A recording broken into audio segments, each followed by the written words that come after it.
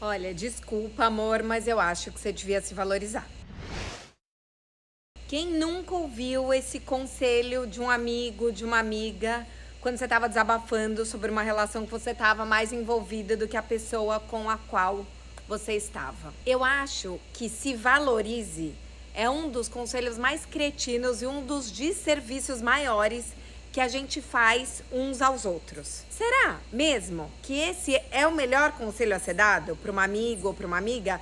Ou essa lógica do se valoriza pode estar aumentando os comportamentos como o ghosting, essa sensação de que ninguém quer nada com nada, da tal falta de responsabilidade afetiva? Já parou para pensar nisso? Se você é do time do Se Valoriza, o vídeo de hoje é polêmico, então fica comigo aqui para entender por que eu acho que tá na hora da gente aposentar esse Se Valorize, ou pelo menos ressignificar bem ressignificado. Inclusive, se você tá querendo ressignificar muitas coisas no amor, já se inscreve aqui no canal, ativa as notificações, é só clicar no sininho, porque aí você vai receber um e-mail, uma notificação toda vez que tiver vídeo novo, e toda semana eu tô aqui com conteúdo pra gente polemizar conceitos antigos e trilhar a nossa jornada rumo a amores possíveis. Pensa comigo, quando a gente ouve esse conselho, né, se valoriza, qual que é o recadinho que tá sendo passado? Amiga, amigo, não se humilha. E por que mesmo o oposto da humilhação é se valorizar? Quer dizer, porque quando a pessoa fala se valorize, nesse tipo de conselho tem aquele combo que, ai, amiga, se valoriza, não responde mais as mensagens do cara ou da menina, para de topar esses convites de pseudo-programa, se faz de difícil, não seja tão disponível. Quer dizer, você tentar mais uma vez, você querer conquistar a pessoa, você querer puxar uma conversa, até mandar um textão, dizer que não gostou, é se humilhar? Olha a loucura, a gente se valoriza ou faz que se valoriza e segue ressentida ou ressentido, dizendo que tá cada vez mais difícil se conectar, que ninguém se respeita mais.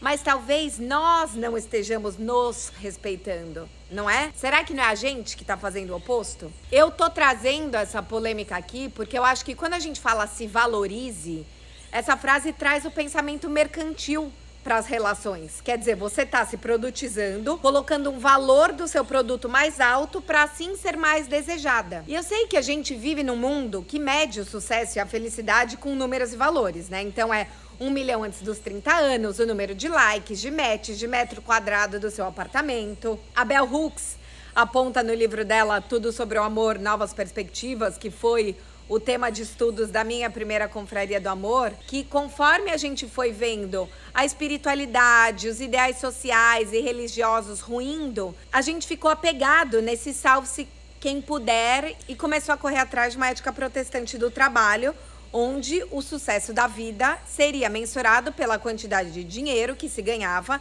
e pelos bens que se podia comprar com esse dinheiro. Ou seja, a boa vida não era mais encontrada na comunidade, na conexão, e sim na acumulação.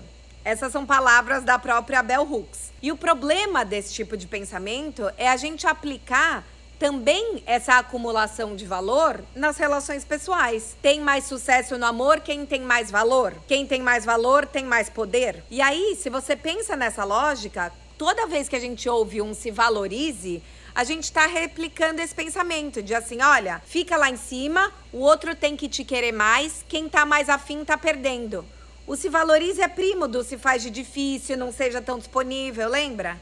Só que enquanto a gente olhar as relações amorosas como jogo de poder, onde ganha quem tem mais valor, quem se importa menos, todo mundo sai perdendo, porque não existe conexão possível. Se eu tenho que estar aqui em cima para ser amada, por mais que o outro suba, eu vou ter que subir sempre. Quer dizer, a gente se ressente das relações não serem recíprocas, sem perceber que enquanto a gente continuar vendo os relacionamentos como jogo de poder, essa reciprocidade vai ser sempre utópica. Porque nessa lógica, demonstrar afeto é demonstrar fraqueza, e a gente vai estar sempre preso nesse jogo do ganha quem se importa menos, se valorize, se faça de difícil. Os coaches estão ganhando um dinheirão, falando que você tem que negar 3 convites para não estar à disposição da pessoa. A gente alimenta uma dinâmica de escassez, pede relações mais profundas, mas a gente não está ofertando, porque a gente está defendido, está jogando na retranca, achando que isso é uma forma de se valorizar. Quer dizer, a gente está sendo mais recíproco no desamor do que no amor. Aí a gente cria profecias autorrealizáveis E olha o paradoxo que a gente se coloca. Você acha que se você se valorizar, as coisas vão mudar. Só que se essa valorização te coloca distante do outro, como é que vem essa conexão? Você sabe seu valor? Ou melhor, os seus valores? Para mim, um dos problemas desse se valorize é que você tenta mostrar para o outro que você vale muito sem se perguntar: o que vale para mim? Para você, não é certo e nem errado, tá? Eu não acho que ganha quem tá no topo da prateleira. Ganha quem dança conforme a própria música. De que adianta o outro te achar ferradona se você tiver com o coração ferrado? Você tá se valorizando? Ou você tá se auto-enganando? Porque muitas vezes é isso, né? Não, eu tô me valorizando. Então, essa pessoa demorou 2 dias pra responder, eu vou demorar 4, eu vou fingir que eu não posso, eu vou fingir que eu não vi os stories. Então, a gente entra nesse jogo perverso de não deixar as coisas claras, de dar uma sumida, não porque a gente desistiu, mas porque você tem a falsa esperança de que a hora que a pessoa perceber que você se valorizou, aí sim ela vai correr atrás de você e você nem se coloca de verdade, nem tira o time de campo de verdade. Quer dizer, a gente não diz que as coisas não estão legais, não tem conversas claras, porque afinal de contas, você tá se valorizando, né? Você não quer pressionar, você não quer se humilhar. E na verdade você tá morrendo de medo de colocar os pingos nos is. E mais do que se humilhar e ser vista como louca ou como louco, o medo que você tem é encarar a verdade de que talvez aquela relação não tenha valor.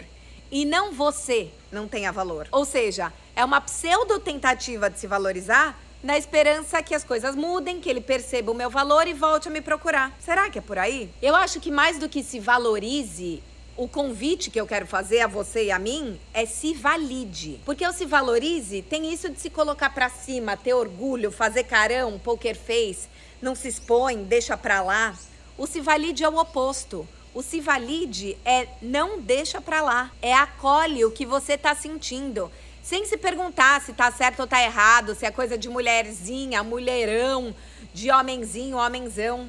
Se valide valida o que você sente, valida o que você quer, valida a sua tentativa de conquista. Eu quero inclusive começar por esse ponto da conquista, porque principalmente nós mulheres somos educadas de que o homem quer ser o caçador e que nós temos que ficar aqui, ó, belas, na prateleira dos homens, como diz a maravilhosa Valesca Zanello.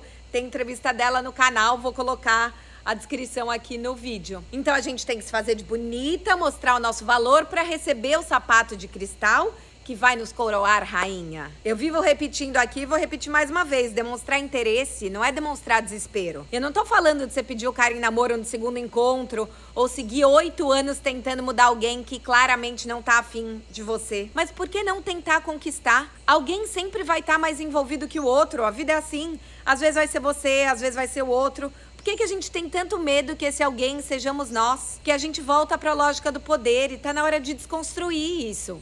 Tentar não é se humilhar.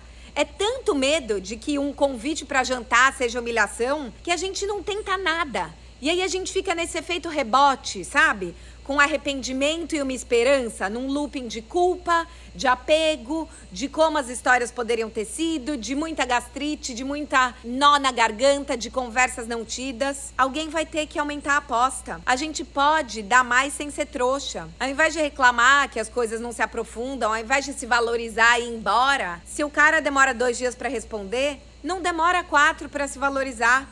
Responde e coloca a bola no chão. Chama para um jantar, para um cinema, puxa um papo mais profundo. Quer tentar? Valida a sua vontade de tentar e tenta de verdade. Aposta. A gente não pode tentar mais ou menos e depois reclamar. Tem que sair desse lugar da vítima e da trouxa.